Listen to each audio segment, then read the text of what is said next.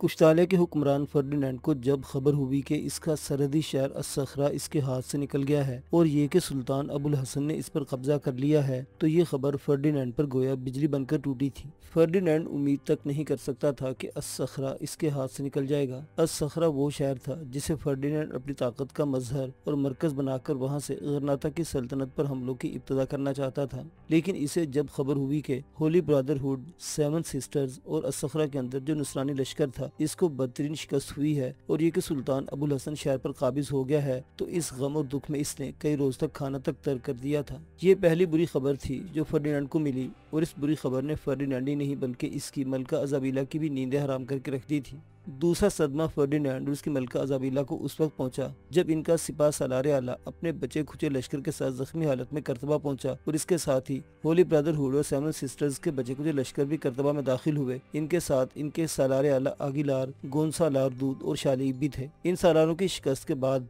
Ferdinand के दिल पर दूसरी ज़रब लगी थी। इससे पहले फर्डिनेंड ये ख्याल किए हुए था कि गरनाता का सुल्तान इसके हमलों की ताब नहीं ला सकेगा और बहुत जल्द फर्डिनेंड गरनाता छीनकर मुसलमानों का बुरे बिस्तर गोल कर देगा। लेकिन जब सुल्तान अबुल हसन ने अस्सखरा शहर पर कब्जा कर लिया तब फर्डिनेंड सुल्तान अबुल हसन की तरफ से इसकी इस कदर फौजी ताकत और कुव्वत पर खौफजदा हुआ। अंदर ही अंदर बेपना फौजी तैयारियों के अलावा अस्सखरा शहर का इंतकाम लेने के लिए फर्डिनेंड ने एक कदम उठाया। जिस वक्त इसका सिपा सालार अगिलार मैदान जंग से भागकर करतबा पहुंचा, उसी रोज फर्डिनेंड ने अपने तेजरफ्तार कासिद वाली शंत या कुआ कादिस के हाकिम मार्कोटिस तला के कोर्ट की तरफ भिजवाए और उनसे ये कहा कि जिस कदर जल्द मुमकिन हो लश्कर लेकर अपने अपने इलाकों से निकले और करतबा पहुंचे और यह कि करतबा से भी एक लश्कर इनके साथ होगा और ये मुतहदा लश्कर मुसलमानों के सरहदी शहर अल हुमा पर हमलावर होगा और हर सूरत में इस पर काबिज होकर रहेगा। फर्डिनेंड की इस पुकार पर वाली शंत या कुआ कादिस के हाकिम मार्कोटिस और तला के कोर्ट ने मस्बत जवाब दिया। ये सब तेजी से सुल्तान अबुल हसन की हुकूमत के सरहदी शहर अल हुमा पर हमलावर होने के लिए कूच कर गए।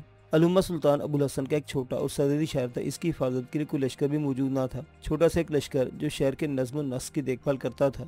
बस फर्डिनेंड का लश्कर रात की तारीकी में अल-हुम्मा पर हमलावर हुआ। शहर के अंदर जो छोटा सा लश्कर था वो मुदाफियत न कर सका और फर्डिनेंड के मुतहदा लश्कर ने इस शहर को फतह कर लिया। शहर फतह करने के बाद फर्डिनेंड के मुतहदा लश्कर ने जी भरकर अल-हुम्मा शहर के मुसलमानों का कत्लेआम किया। फिर उन्होंने शहर के अंदर एक छावनी कायम कर ली ताकि मुसलमान अगर जवाबी हमला करे तो इसका जवाब दिया जा सके। सुल्तान अबुल हसन को जब अस्सखरा शहर में खबर हुई कि दुश्मन ने अचानक हमलावर होकर इसके सरहदी शहर अल-हुम्मा पर कब्जा कर लिया है, तो इसने अस्सखरा शहर की हिफाजत के अपने लश्कर का एक हिस्सा अस्सखरा शहर में छोड़ा और बाकी लश्कर लेकर वो अल-हुम्मा पर हमलावर होने के लिए निकल गया। हर चंद सुल्तान अबुल हसन ने अपने भाई असगल, रकीब बिन खल्लात और मंसूर बिन नुमान के साथ अल-हुम्मा शहर पर भरपूर हमले किए। अज़जरी को उन्होंने अस्सखरा शहर की हिफाजत के लिए छोड़ दिया, लेकिन सुल्तान अबुल हसन के पहुंचने तक नसरानियों ने अल-हुम्मा शहर में अपनी पोजीशन बड़ी मजबूत कर ली। जिस वक्त सुल्तान अबुल हसन अपने मुतहदा लश्कर के साथ अल-हुम्मा शहर पर हमलावर हुआ और फसील के करीब आकर फसील पर चढ़ने की कोशिश की, तो फसील के ऊपर से फर्डिनेंड के लश्करों ने आग के अंगारे, खोलता पानी, गरम गरम तेल मुसलमानों पर फेंका, जिसकी बिना पर सुल्तान को अपने लश्कर के साथ पीछे हटना पड़ा।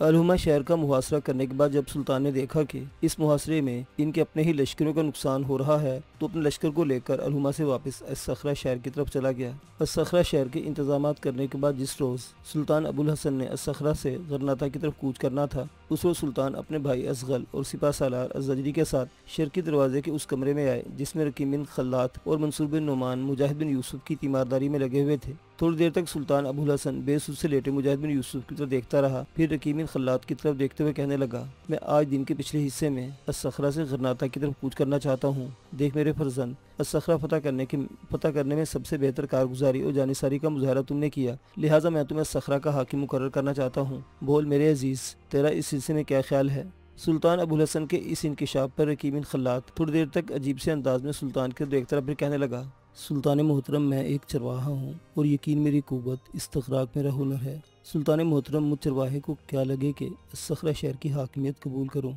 इस शहर का हाकिम बनना मेरे बस की बात नहीं और ना मैं ये काम सर अंजाम दे सकता हूँ। तहाँ मैं आपको कौल और राय देता हूँ कि दुश्मन के लश्कर के सामने जब भी आपने पुकारा, मैं आपके शहर वफा का आखिरी सिपाही बनकर अपने खून की आखिरी बूंद तक दुश्मन के सामने सीना सुपर रहूंगा। मुझे चेहरों के अज़्दहाम में चाहतों के लिए निशानात की तरह गुमनामी रहने दीजिए। इस गुमनामी में रहते हुए मैं एक अदना मुजाहिद की हैसियत से अपनी मुस्लिम कौम की खिदमत करना चाहता हूँ। सुल्तान मोहतरम, मुझे फ़ख्र है कि आपने मेरी कारगुजारी को महसूस किया है। मुझे खुशी है कि अस्सखरा शहर को फतह करने के सिलसिले में जो किरदार मैंने अदा किया वो आपको पसंद आया। मेरी आपसे इल्तमास है कि आप जिसे चाहें इस शहर का हाकिम मुकर्रर कर दें। मैं खुद को इस काबिल नहीं समझता। यहाँ तक कहने के बाद रकीम बिन खल्लाद की निगाहें झुक गईं।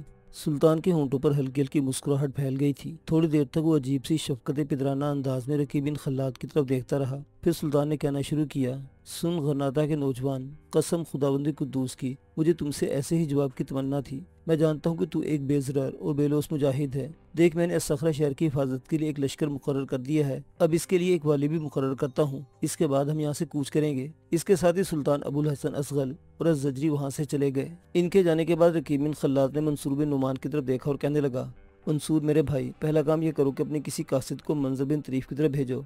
उसे कहो कि जबले आज से अपना पड़ाव उठा ले और अलमुरिया और मालका शहरों से होता हुआ बशारत की वादियों से निकलकर एक बार फिर वो मस्कन के अंदर आकर पड़ाव करे। इसलिए कि जब तक मुजाहिद बिन यूसुफ ठीक नहीं हो जाता मैं मस्कन के अंदर ही क़याम करूंगा। और दूसरा काम ये करो कि अस्सखरा शहर से किसी बग्गी का इंतजाम करो जिसमें जख्मी मुजाहिद बिन यूसुफ को यहाँ से मस्कन की तरफ ले जाया जाए। रकीब बिन खल्लाद की हदायत सुनकर मंसूर बिन नुमान वहाँ से निकल गया। उसी रोज शाम से थोड़ी देर पहले सुल्तान अबुल हसन ने अपने लश्कर के साथ गरनाता और रकीब बिन खल्लाद ने अपने लश्कर के साथ अपने मस्कन की तरफ कूच कर लिया था।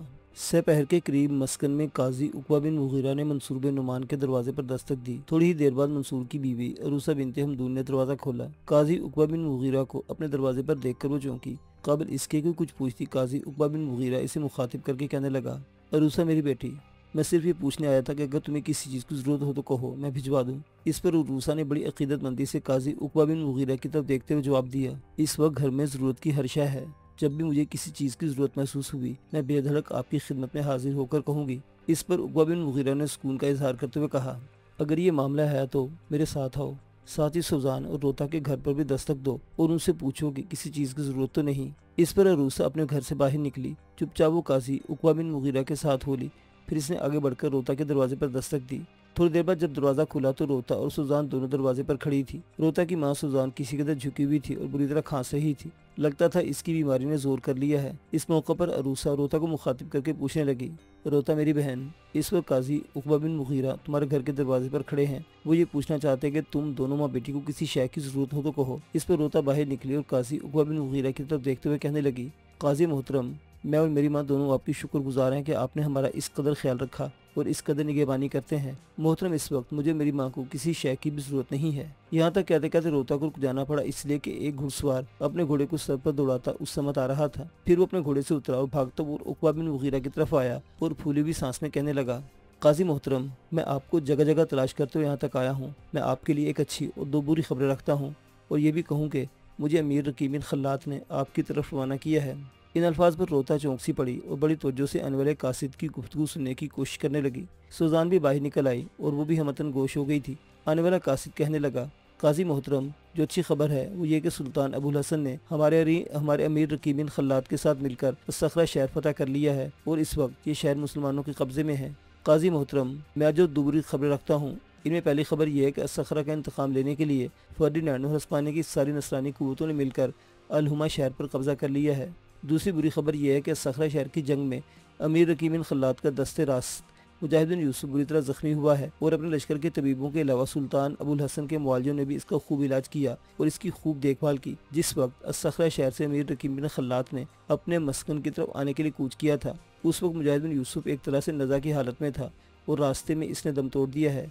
अमीर रकीब बिन खल्लाद का आपके नाम ये पैगाम है कि लश्कर के मस्कन में पहुंचने से पहले पहले ये सामने जो कोहसानी सिलसिला है इसके ऊपर मुजाहिद बिन यूसुफ के लिए बड़ी कब्र खोद दी जाए। वो मुजाहिद बिन यूसुफ को इसी कोहसानी सिलसिले पर दफन करना चाहते हैं। मुजाहिद बिन यूसुफ के मरने की खबर सुनकर उकबा बिन मुगीरा की गर्दन दुख और गम में झुक गई थी। उरूसा और सुजान दुख और गम में अपने होंठ काट रही थी। रोता की हालत अजीब सी थी। रोता की हालत देखते हुए उरूसा बेचारी आगे बढ़ी। इसने अपने आंसू पूछे, फिर रोता को अपने साथ लिपटा लिया। जो ही रूसा ने रोता को अपने साथ लिपटाया, रोता पहले की निस्बत भी ज़्यादा फूट कर रो पड़ी। थोड़ी देर तक ऐसी ही कैफियत रही। फिर रूसा ने रोता को ढारस दी और तसल्ली दी, इसे चुप कराया। इतनी देर तक काजी उकबा बिन मुगीरा भी अपने आप को संभाल चुका था। इसके बाद वो आने वाला कासिद फिर कहने लगा, काजी मोहतरम, मुझे अमीर रकीब बिन खल्लाद ने एक और पैगाम भी आपके नाम दिया है।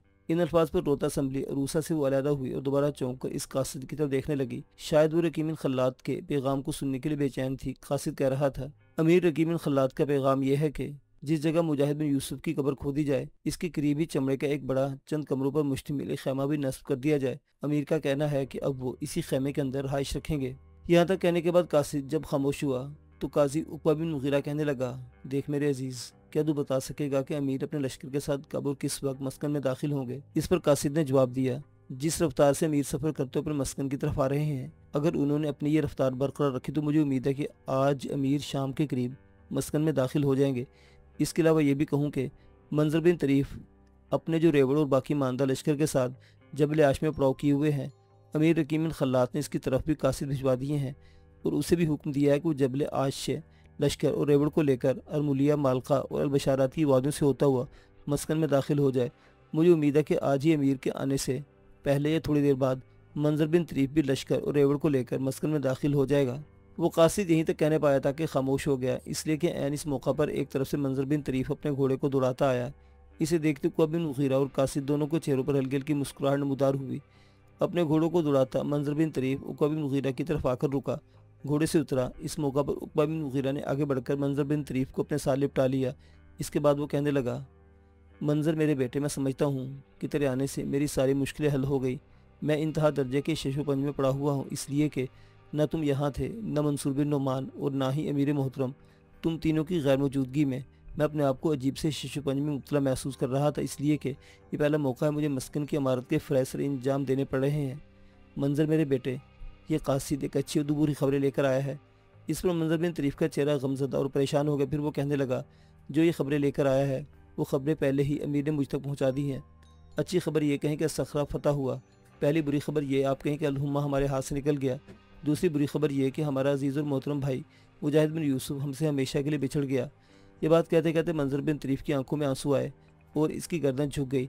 थोड़ी देर तक उदासी का समा रहा।